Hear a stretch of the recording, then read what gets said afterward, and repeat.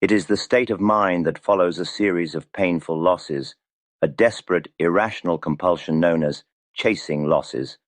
It is the moment a speculator ceases to be a calculated businessman and devolves into a reckless gambler, his judgment clouded by the singular, all-consuming desire to win back what the market has taken from him.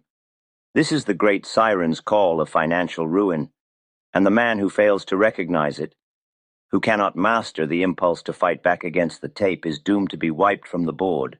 Jesse Livermore, the most formidable speculator of his age, was not immune to this affliction. He was, in fact, its most famous and recurring victim. He acknowledged, with the brutal honesty of a man who had paid for his knowledge with millions, that his greatest and most catastrophic losses were never the result of a flawed analysis or a faulty premise. They were the direct consequence of trading while in an emotional, irrational state of mind. He knew that when a speculator begins to trade not on what the market is doing, but on what he needs the market to do to erase his previous mistakes, he has already lost the game. The descent into this state, what modern traders call tilt, is a subtle but swift one. It begins with a loss, then another, and another. The carefully constructed confidence of the speculator begins to crack. Frustration gives way to anger, and anger to a desperate impatience. The calm, dispassionate analysis that is the hallmark of the professional is replaced by a hot, feverish need for immediate action, for a quick and decisive victory that will restore both his capital and his wounded pride. He abandons his tested principles and surrenders to pure, unadulterated hope, the most treacherous of all emotions in the ticker district. For those who are committed to a deeper, more methodical study of the principles that governed Livermore's legendary career, the essential text remains Edwin Lefebvre's 1923 masterpiece, Reminiscences of a Stock Operator. It is a book that transcends time, offering profound insights into the unchanging nature of markets and men. We highly recommend the edition that features a unique, detailed chapter-by-chapter analysis by Max Davidson, an interpretation specifically designed to translate this century-old wisdom for the modern reader, making its lessons more powerful and accessible than ever before. A link to this essential edition has been provided for you in the description below. The first and most dangerous symptom of chasing losses is the abandonment of sound money management. The speculator, needing to recover a significant deficit, makes a fatal calculation. He concludes that the only way to get back to even is to increase his bet size. A small, prudent position is no longer enough. He must now risk a disproportionate amount of his remaining capital on a single trade, believing that a single win will solve all his problems. He forgets that this same logic magnifies his risk of a final, account-annihilating blow. He is no longer managing risk, he is courting disaster. Livermore knew this trap intimately. After acquiring a large fortune, he would sometimes become careless, taking liberties with the market he would never have dared to take when he was climbing his way up. He admitted that the speculator's chief enemies are always boring from within. The weaknesses that all men are prone to, greed, fear, and especially hope, are fatal to success in speculation. When chasing losses, these enemies are no longer just present, they are in command. The second symptom is the complete disregard for one's own proven rules of engagement. The very principles that led to his past successes are cast aside in the heat of the moment. The rule of cutting losses quickly is replaced by the desperate hope of averaging down, a practice Livermore deemed financial suicide. The discipline of waiting for a clear signal at a pivotal point is replaced by an anxious, impulsive need to be in the market at all times, to force a trade where no true opportunity exists. He recounted times when he would permit impatience to outmaneuver good judgment. He wanted to have an interest at all times, a common weakness among all speculators. But he learned that this hankering for activity was most pronounced and most costly when he was trying to recover from a losing streak. He was no longer trading to make money, he was trading to get even. And the market, he knew, is a terrible and expensive place to seek revenge. This emotional state transforms the ticker tape from a source of objective information into a personal antagonist. Every uptick against his position feels like a deliberate insult, every downtick a confirmation of his failure. He is no longer reading the market. He is fighting it. He is arguing with the tape, a battle no man has ever won. The market is never wrong, opinions often are, but the trader chasing his losses cannot accept this. His ego is on the line, and he is determined to prove that he, not the market, is right. Livermore's own words on the matter are a chilling testament to the danger. He confessed that when a man is wrong and knows he is wrong, but holds on because he cannot bear to accept the loss, he does damage not only to his pocketbook, but to his soul. It is this psychological damage that makes a comeback so difficult. The mind of the speculator must be clear, his nerves steady, and his approach dispassionate.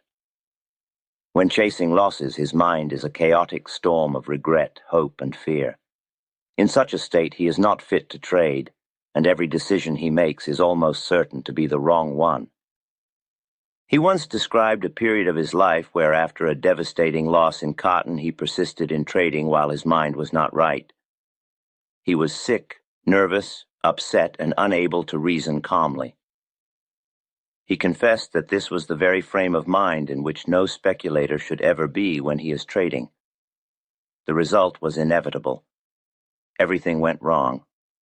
He kept on trading and kept on losing, digging himself deeper into a hole, each new loss fueling a more desperate desire to recover. It is a vicious, self-perpetuating cycle of ruin. The journey of a speculator is often a solitary one, marked by the intense pressure of making high-stakes decisions alone. It is easy to lose perspective, to be swayed by the noise of the crowd, or to falter in your discipline after a series of setbacks. This is why we created this channel, to serve as a constant source of these timeless principles, a place you can return to not just to learn, but to recalibrate your mindset. If you are committed to the path of a professional speculator, subscribe to our channel and return to these lessons. They are here to provide not just knowledge, but reinforcement and perspective when you need it most. Furthermore, we recognize that the wisdom of the markets is not confined to a single individual. The history of speculation is rich with masters who, while sharing Livermore's core respect for risk, developed their own unique styles. From the mechanical box theory of Nicholas Darvas, to the volume spread analysis of Richard Wyckoff, to the turtle trading system of Richard Dennis, from the pioneering trend analysis of Charles Dow, to the modern psychological insights of Ed Seykota, there is a pantheon of genius to study. To explore this rich history, we have launched a new channel dedicated to the diverse strategies of the world's greatest traders and investors. If you wish to broaden your understanding, the link to this new channel is in the description below. The great danger of chasing losses is that it fundamentally alters the speculator's relationship with the market. He is no longer a student, patiently observing and waiting for high probability opportunities. He becomes a pursuer, a hunter, desperately trying to force the market to give him what it does not have to give. This turns the entire process on its head. He is no longer trading the market as it is, but as he wishes it to be. This is the definition of wishful thinking, and in Wall Street, wishful thinking is a terminal disease. Livermore knew that a man must never lose his poise, his sense of balance. He must remain an impartial observer, analyzing conditions without emotion. But after a string of losses, this detachment becomes almost impossible. The losses feel personal. The market seems to be singling him out for punishment. He loses his perspective. He cannot see the great, sweeping trends because his vision is entirely consumed by the small, agonizing fluctuations of his own losing position. The market, in its impersonal wisdom, offers no solace. It does not know or care that a trader is down on his luck. It continues to move along the line of least resistance, a path that is often directly contrary to the desperate hopes of the man who is chasing his losses. In fact, his own irrational actions often contribute to his demise. His oversized, ill-timed trades provide fuel for the very trend that is destroying him. He becomes an unwitting accomplice in his own financial execution. This is the ultimate tragedy of the trader caught in this cycle. He is not beaten by an external force, but by a flaw within himself. He knows on some level that he is breaking his own rules. He knows he is being reckless. He can feel the knot of anxiety in his stomach, the frantic, desperate energy that has replaced his former calm. Yet he is unable to stop. He is trapped in a psychological prison of his own making, a prisoner of his past mistakes, forever chasing the ghost of his lost capital. Livermore experienced this prison, and it is from the depths of that experience that his most valuable lessons on mental discipline were born. For the speculator trapped in the chaotic storm of chasing his losses, every instinct screams for more action, for a faster, more aggressive fight against the market that has wronged him. He believes the solution lies within the ticker tape, in one more trade, one final heroic bet that will reverse his fortunes. But Jesse Livermore, having walked this path to ruin and back again, discovered a truth of profound and paradoxical power. The only winning move in this desperate game is not to play at all. The secret to resetting the speculator's mind, to breaking the cycle of emotional ruin, is found not in a more complex strategy, but in the radical, disciplined act of doing nothing. When Livermore found himself in that dark psychological space, his judgment clouded and his actions dictated by desperation, he did not double his stakes. He did not seek out a new, more potent tip. He did not redouble his efforts to outsmart the market. He did the one thing that felt most unnatural, yet was most essential. He stopped. He would physically and mentally remove himself from the battlefield. He would leave Wall Street behind with its incessant, maddening click of the ticker and its chorus of hopes and fears. He would retreat, not in defeat, but in a strategic maneuver to save himself from himself.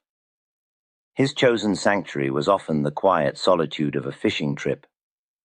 Away from the frantic energy of the brokerage office, out on the calm, open water, the noise in his mind would begin to subside. The frantic need to get it back now would be replaced by the patient rhythm of the tides. The market, which had seemed like a personal antagonist, would recede into the distance, becoming once again an impersonal force to be studied, not a monster to be fought. This physical separation was a crucial part of the cure. It broke the vicious feedback loop of loss, anger, and desperation. In this self-imposed exile, with his mind free from the immediate pressure to act, he could begin the real work of recovery. He could analyze his mistakes with the cold, detached clarity of a surgeon examining a case study. He could see, without the distortion of ego or the panic of the moment, exactly where he had deviated from his own proven principles. He could identify the precise moment that calculated speculation had degenerated into a reckless, emotional gamble. He was, in effect, performing a post-mortem on his own flawed decision-making. This period of reflection was not about self-flagellation. It was about re-establishing his intellectual and psychological foundations. He understood that a speculator's greatest asset is his clear, unemotional mind. When that asset is compromised, to continue trading is to operate with faulty equipment, an act of pure self-sabotage. The pause, the retreat, was his way of taking that equipment offline for repair. He would not return to the game until he was certain that his mind was once again his ally, not his enemy. He would wait until the desire to trade was replaced by the intellectual conviction that a true, high-probability opportunity had presented itself. He would wait until the anxious need for action was gone, and in its place was the calm, intelligent patience of the professional. He would wait until he could once again view the market not as a vehicle for personal vindication, but as a fascinating problem in probabilities. This process might take days or it might take weeks. The timeline was irrelevant. He would not return a moment sooner. Upon his return to the market, he did not come back with a roar, seeking immediate revenge. He came back with a whisper, with the utmost caution and humility. His first objective was not to win back his losses. That, he knew, would come in due time if he traded correctly. His first and only objective was to re-establish the habit of discipline. He had to prove to himself that he was once again the master of his own emotions and the faithful servant of his own rules. This meant returning to the foundational principles of his success. His first trades after a reset were always small, what he called probing commitments. He was testing the market, yes, but more importantly, he was testing himself. Could he cut a small loss without hesitation if the trade did not act right? Could he resist the temptation to average down? Could he wait patiently for the market to confirm his judgment before adding to his line? These small, disciplined trades were his way of rebuilding his confidence on a foundation of sound practice, not on the quicksand of a single lucky win. His legendary comeback in 1915 is the ultimate testament to this method.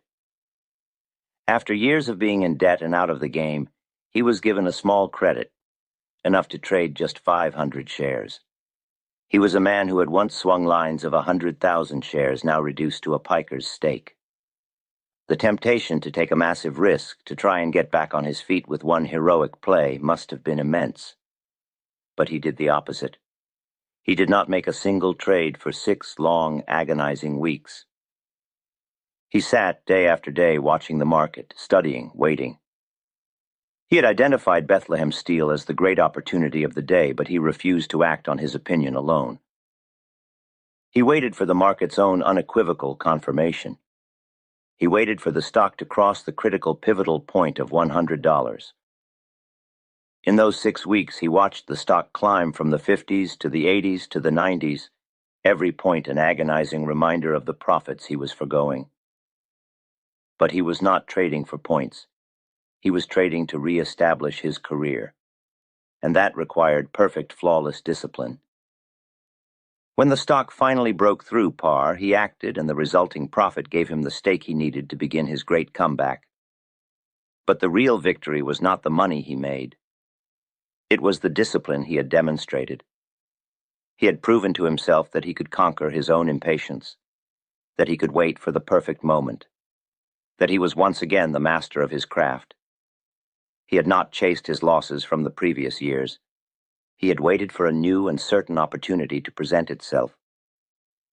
This, then, is the practical solution for the modern trader who finds himself trapped in the cycle of chasing losses.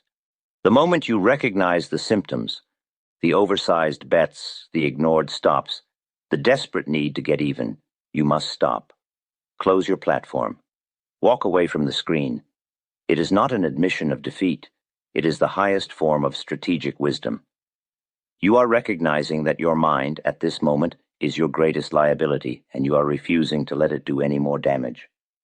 Take a break. The length of the break is determined by the severity of the psychological damage. It may be a day, a week, or a month. But during that time, you must detach completely. Do not watch the market. Do not read financial news. Do not think about your losses. Your goal is to let the emotional storm pass, to allow the waters of your mind to become calm and clear once again. Use that time to study, to return to your first principles. Reread your own trading rules. Study the methods of the masters. Remind yourself that speculation is a business of probabilities, not a game of emotional impulses. Your goal is to return to the market not as a wounded gambler seeking revenge, but as a rested, clear-eyed businessman ready to execute a sound plan. When you do return, you must do so with extreme caution. Your first objective is not profit, but the flawless execution of your own rules. Start with the smallest possible position size. Your goal is to log a series of small, disciplined trades, some wins, some losses, but all of them executed in perfect accordance with your plan. You are rebuilding the habit of correct action. You are rewiring your brain for discipline. Forget the money you have lost. It is a sunk cost, a tuition fee paid to the School of Wall Street. To try and win it back is to ensure you will lose what remains. Your focus must be entirely on the future, on the next trade, on executing it perfectly, on protecting the capital you have now. The profits will come, but only after discipline has been fully restored. This is the secret to stopping the chase. It is the understanding that the cure for emotional trading is not more trading, but a temporary absence from it. It is the recognition that a strategic pause is not a sign of weakness, but of ultimate professional strength. It is the discipline to step away from the battle to allow yourself to heal, so that you can return not as a desperate soldier, but as a calm and prepared general, ready to lead your capital to victory. This was Livermore's way, and it is the only way to ensure survival and eventual triumph in the great and unforgiving game.